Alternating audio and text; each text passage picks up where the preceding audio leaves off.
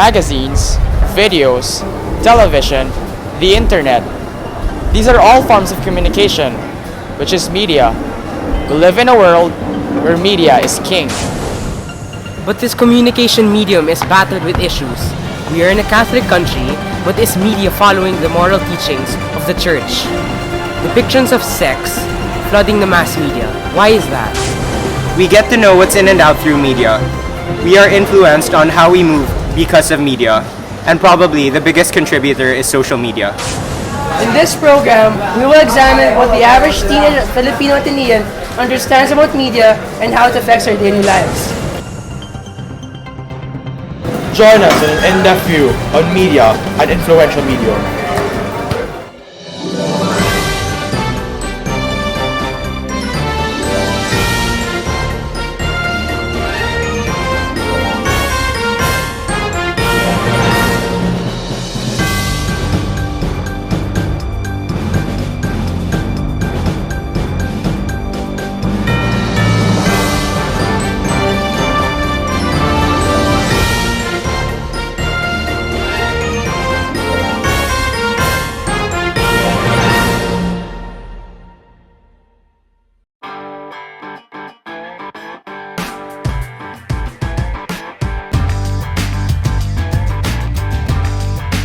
Media is more influential than ever. Today's television shows offer a variety of genres catered to different personal tastes and age groups.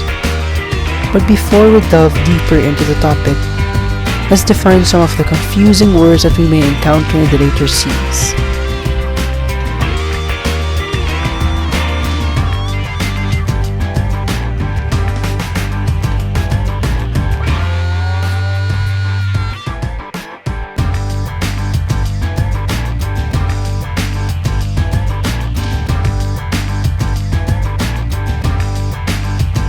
Media can be viewed by virtually anyone in today's time.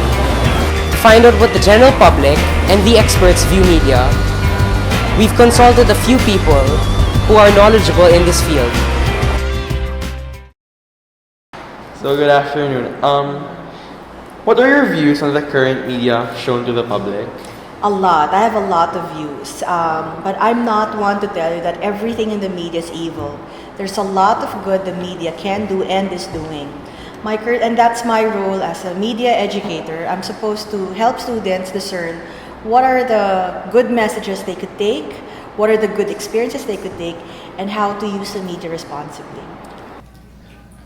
What is currently shown on Philippine television, I think, it's first of all concentrated on entertainment, and that is the focus to entertain people, to make people happy, to provide gags, for example, because life is not really that easy, and so people are looking for outlets where they can forget their problems, and so you can see many television shows. Part of it is entertainment. News now is yesterday's news. It's funny. Newspapers, it's yesterday's news because of social media. If you get into Twitter and Facebook, the first thing that you get to see there, that what is happening is already being tweeted. What is happening you get to see on Facebook. And then you hear it on television.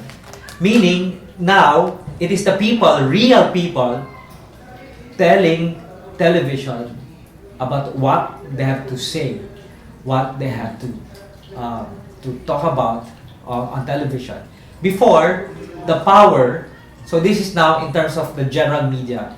Before, the power was in the television station. They determine what to tell us. Now, we tell them what they have to say. Alright, that's very interesting. Well, the media and TV today, I must admit I actually like it because it has a wide variety, and like the other times we have local shows and the international channels that like Star World, or the locally run but has international like ETC. I love the shows because it presents different kinds of themes to us. Like in the local shows, we like the noontime shows like that, like Showtime. Yeah. I'm sorry, but I like it. It shows how talented our fellow countrymen are, and however the other shows like the Glee or Gossip Girl, like ANTM, they show different individuals, different natures, and different personalities.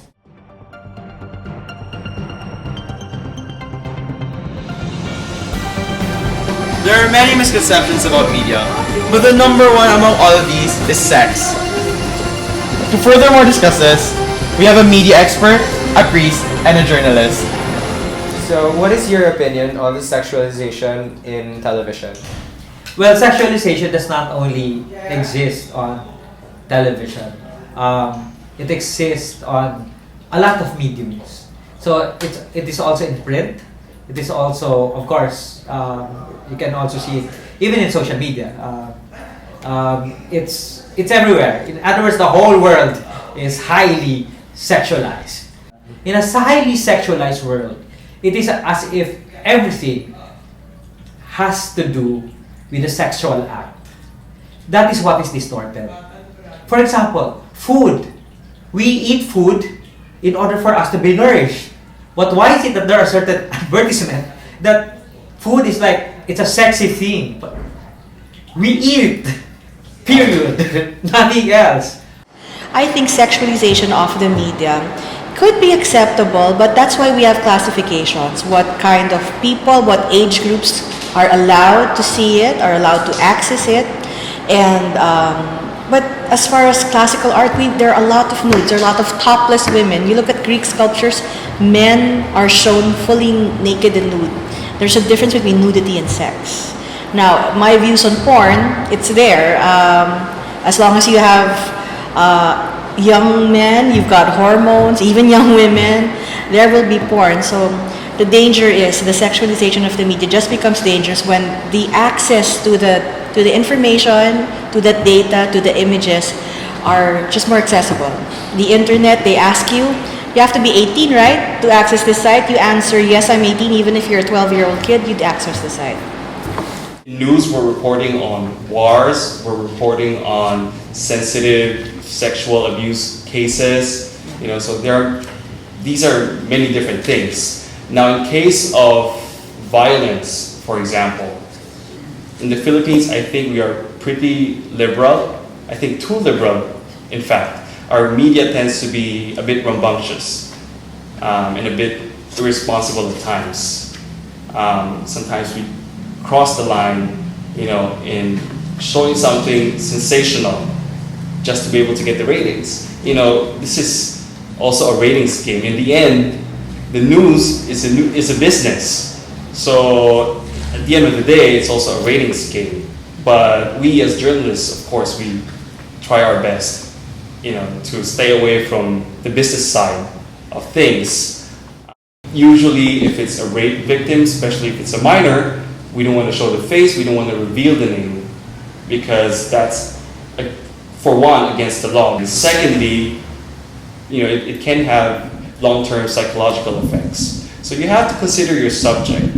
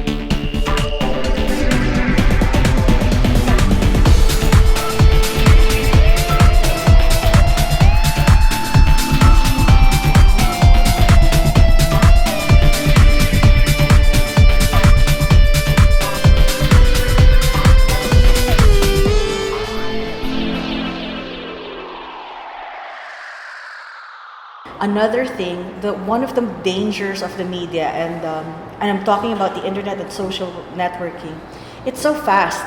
In technology, that's a good thing. It's developed so fast. The thing is, there aren't any guidelines as to how to use it.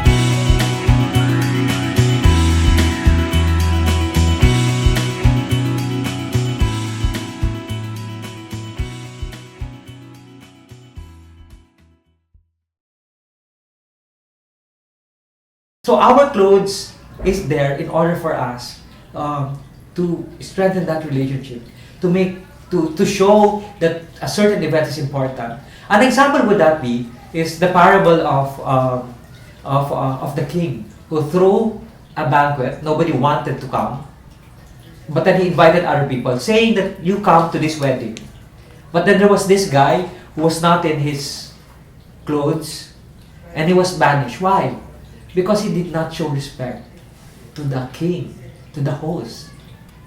Think of yourself throwing out a party and someone coming in all in rags as if it was not that important. So clothes is not about sex. It's about building a good relationship, making things important. Now that you've mentioned the good points, what are the bad points of the media in the Philippines? The bad points of the media in the Philippines, it's very sad because there are a lot and it could be helped. The thing is, there are a lot of Filipinos who abuse also the use of media. We contribute to a lot of pornography. A lot of child pornography actually is contributed by Filipino producers, and that's a sad thing. Pedophilia, a lot of Filipinos are engaged in that. Slavery, a lot of Filipinos are engaged in that. It's just that I think it also, the very root of that is economics. What do you think the student population of the AHS can do about the media? I've told this to parents before. I told them you can't shield your children from the negative messages or negative media. I think as my role as an educator is to help you discern if you're seeing something and processing properly. Always ask yourself, be reflective. And I'm glad that your Ateneo education, your CLE teacher, your other subjects contribute to informing you into young men who could discern saying, I'm seeing this right now. This is how I'm affected by it. What is the reason behind that? There's always a motive. Because you have so much access, it's not just that you're more computer savvy. With that knowledge, you are so much more advanced. I'd like to think you're all responsible enough to harness that power, use the media for good. You have done that in promoting your KFDs. You have done that in networking, helping friends. In other words, it is distorted because media makes people believe that at the center of our lives is the sexual act. The right thing is this, that the center of our lives is actually another person. Respecting the other, whoever he is, whatever his sexual orientation, whatever his color, his beliefs, whatever, because God loves everyone, so we might as well love everyone, For Ateneo High School students, it's just simple. It's called the 5 C's. In order for you to influence media, you've got to have the 5 C's. Why? Because Ateneans will be influential. And who you are will influence others. So if you're a person of competence, of compassion, of conscience, of commitment, of Christ-centeredness, you will be able to influence others to be people of the 5 C's also. Before you tweet, before you post a picture, even if it's not you, before you tag, think twice who is gonna see that and what could be the assumption from that photo, from that statement.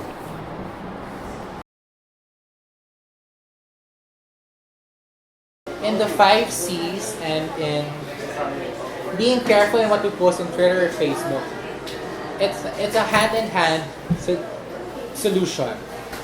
Being careful in posting things in Facebook or Twitter means we have to think about the 5 C's.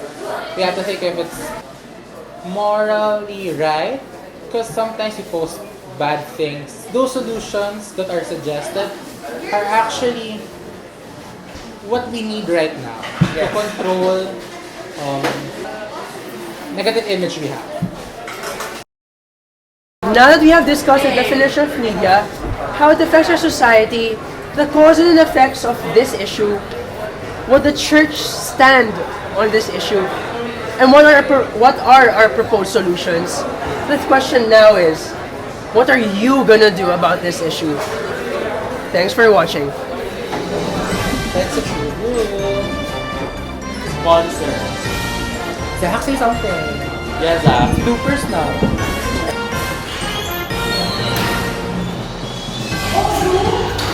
We have a media expert, a priest, and a journalist.